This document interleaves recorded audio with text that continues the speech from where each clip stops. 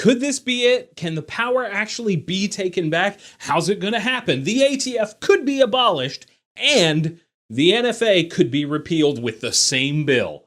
How the We'll find out after this. Neomag has been supporting TGC for years, and I know you guys love what they do. You tell me all the time. Whether it's the classic Neomag,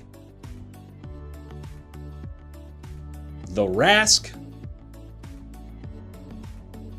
maybe you like the Sentry Strap and Scout Sling, or maybe you like the EDC tray. They make some awesome gear. Now, normally we would tell you about a discount code, but in times like these, Neomag is putting their money where their mouth is. Here's a message straight from them. Hey everybody, if you go to our website and you place an order and use code TGC2A, we're gonna donate 10% of that order to the Firearms Policy Coalition. So we're doing this because we understand exactly how important this fight is. So let's all get together, let's fight for our gun rights. That's right. Use code TGC2A over at theneomag.com to have 10% of your order donated to Firearms Policy Coalition. Now that is the kind of brand I can get behind.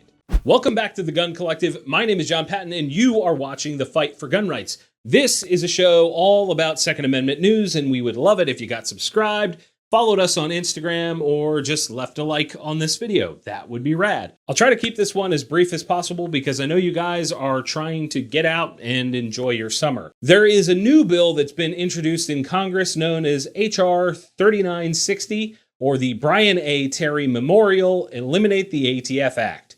For those that don't know, Brian Terry was a Border Patrol agent that was killed back in 2010 in Arizona in connection with one of the many ATF screw-ups known as Operation Fast and Furious. It's rather fitting to see his name honored by taking down the agency that is allegedly to blame for his death. The bill itself is being brought forth by Congresswoman Marjorie Taylor Greene out of Georgia. Normally, I don't name the co-sponsors on bills like this, but I feel like it's important to know who among our elected official aligns with our views, right?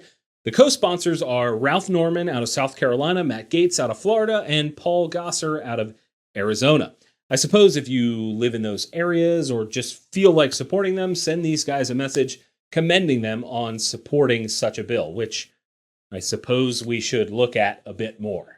Now, the version of the bill that we have was actually obtained by the Daily Caller as a discussion draft because the official text isn't available yet. That being said, the bill starts off with its purpose. It says, to eliminate the Bureau of Alcohol, Tobacco, Firearms, and Explosives, remove firearms restrictions on lawful gun owners, and provide funds to surviving families of Border Patrol agents killed as a result of Operation Fast and Furious.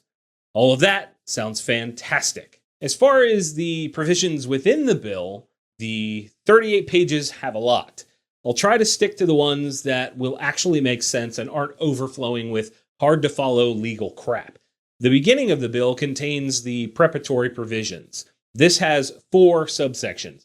Subsection A, in longer terms, says that any regulations or guidance issued by ATF between August 1st, 2020 and the date that this would be enacted shall be null and void. Say goodbye to all of Biden's BS then, right? Like off to a great start. Wipe that off the board. Subsection B is simple and it says they can't hire anyone anymore.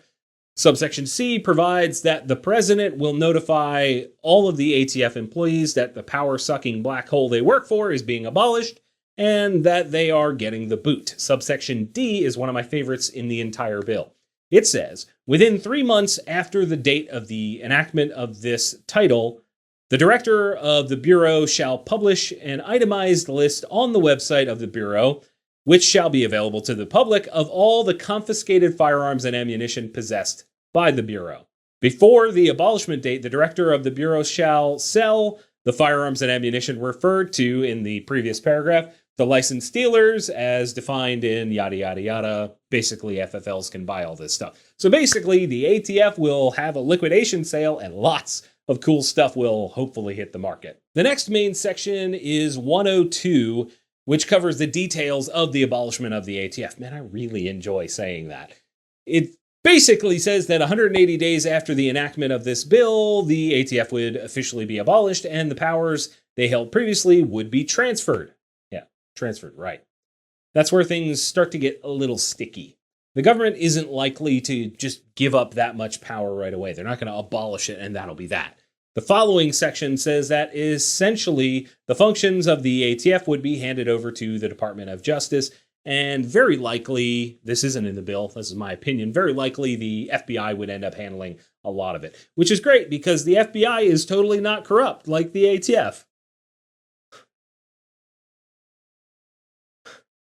Section 104 outlines the taxes being collected on beer, wine, spirits, and tobacco would be handled by the Attorney General. Whoopity-doo. That sucks. More taxes.